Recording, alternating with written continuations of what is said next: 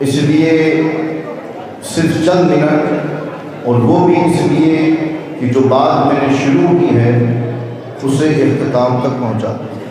محبت کے ساتھ نبی اور آل نبی پر ہدیہ درود و سلام پیش کرنے پڑھیں۔ اللہم صل علی سیدنا شفیعنا و مولانا محمد وعلی آل محمد وبارک وسلم صلی علیہ صلاۃ و سلام علیک یا رسول اللہ صلی اللہ علیہ وآلہ وسلم۔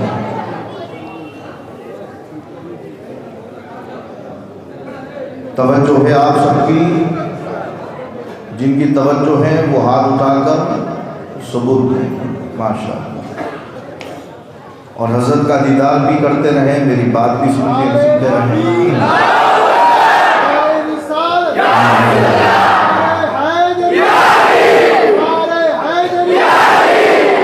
عزیزان ملت اسلامیہ، جس روایت کو میں پڑھ رہا تھا میں لطف کے لیے کہتا چلوں کہ اس روایت کو ہمارے امام اعلیٰ حضرت فاضل بریلوی نے اپنی کتاب میں نقل فرمایا۔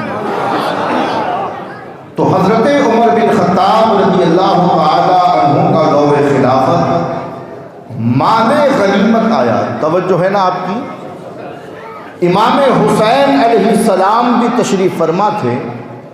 جب آپ نے دیکھا کہ مال غنیمت میں ایک یمنی گھوڑا ہے جو انتہائی خوبصورت ہے، تو امام نے فرمایا کہ یا امیر المومنین، یہ یمنی گھوڑا مجھے دے دیجیے۔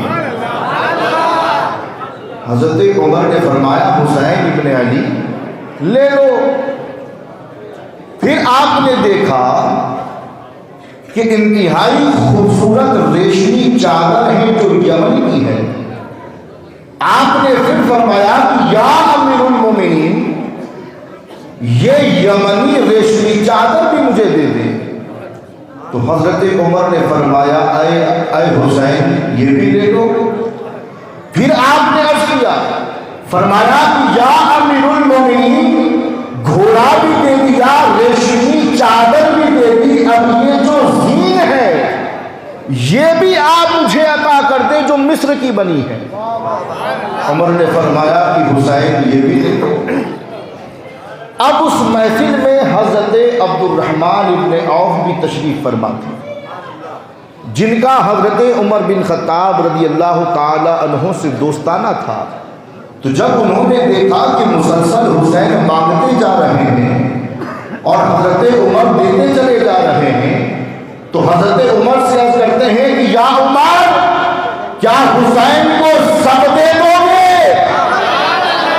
کیا حسین کو سب دے دو گے؟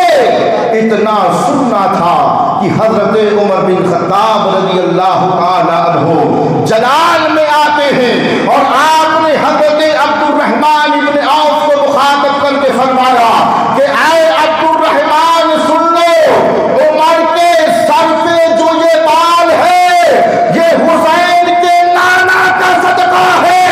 حسین جتنا مانگے گا عمر دیتا چلا جائے گا۔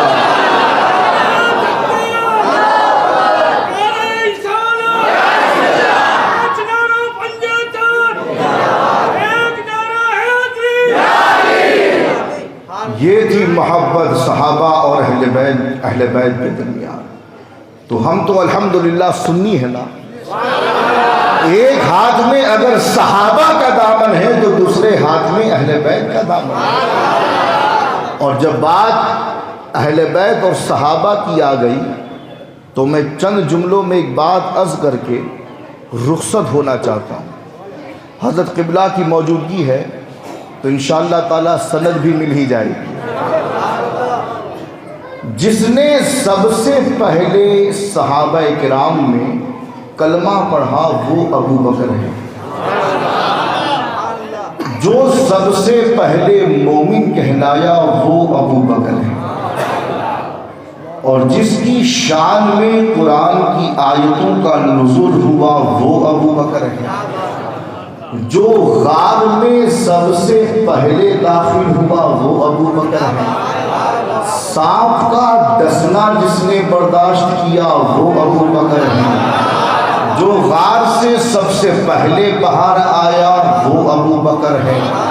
قرآن نے جس کے بارے میں فرمایا والذی جاء بالصدق وصدق بہ، وہ ابو بکر ہیں۔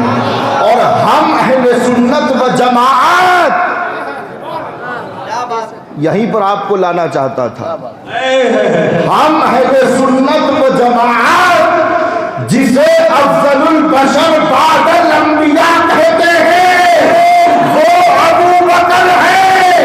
اور وہ ابو بکر جو افضل البشر بعد الانبیاء ہے، جس کے چہرے کو دیکھ کر خدا کی عبادت کرے، اسے ابو طالب کا بیٹا علی کہتے ہیں۔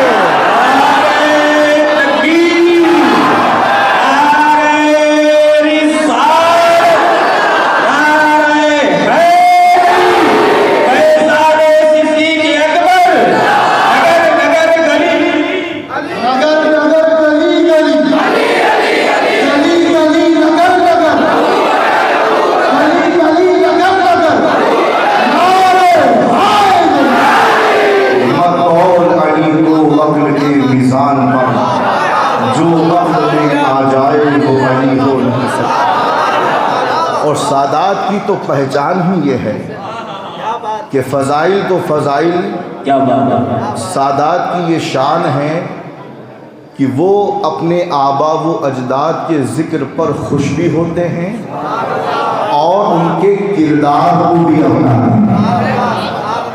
مخدوم پاک نے جب صحابہ کرام کے فضائل پر، بالخصوص خلفائے راشدین کے فضائل پر کتاب لکھی تو آپ پر فتویٰ لگایا گیا۔ یہ واقعہ آپ نے حضرت ہی کی زبانی سنا ہوگا، لیکن جو آخری جملہ ہے وہ میں آپ کی خدمت میں عرض کرنا چاہتا ہوں۔ تو جب علماء کرام آئے اور کہا نا کہ آپ نے حضرت ابو بکر صدیق رضی اللہ تعالی عنہ کی شان میں چند صفحات لکھے، حضرت عمر بن خطاب کی شان میں چند صفحات لکھے، حضرت عثمان غنی کی شان میں چند صفحات لکھے، اور جب مولائے کائنات کی بات آئی تو صفحات پر صفحات، صفحات پر صفحات۔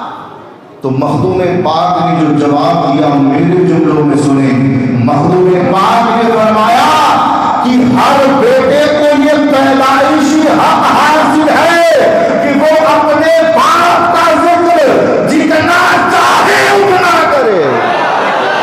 سبحان اللہ، سبحان اللہ۔ تو جو لوگ سادات کی سیادت کو شجروں سے تولنے کی کوشش کرتے ہیں، جو سادات کی سیادت کا پتہ شجروں سے لگاتے ہیں، ارے نادانو، تمہیں حق کس نے دیا کہ تم سادات کے شجروں کو ٹٹولو؟ تمہیں اپنے نسب کا پتہ نہیں ہے؟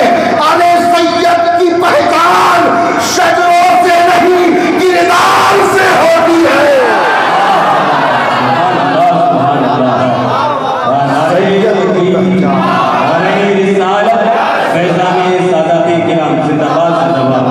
سادات کی پہچان کردار سے ہوتی ہے۔